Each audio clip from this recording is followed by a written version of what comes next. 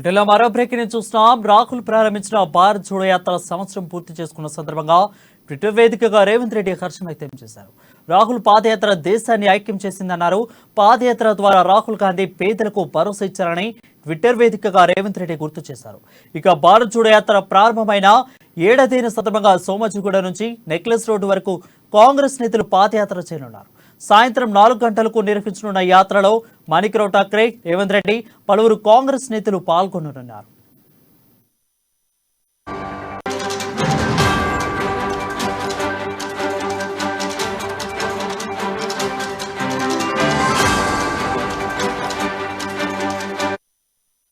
Breaking news చూస్తున్నాం. రాహుల్ గాంధీ ప్రారంభించిన భారత్ జోడో యాత్ర సంవత్సరం పూర్తి చేసుకున్న సందర్భంగా ట్విట్టర్ వేదికగా రేవంత్ రెడ్డి హర్షం వ్యక్తం చేశారు.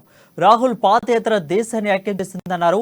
పాదయాత్ర ద్వారా రాహుల్ గాంధీ పేదలకు భరోసా ఇచ్చారని ట్విట్టర్ వేదికగా రేవంత్ రెడ్డి గుర్తు చేశారు.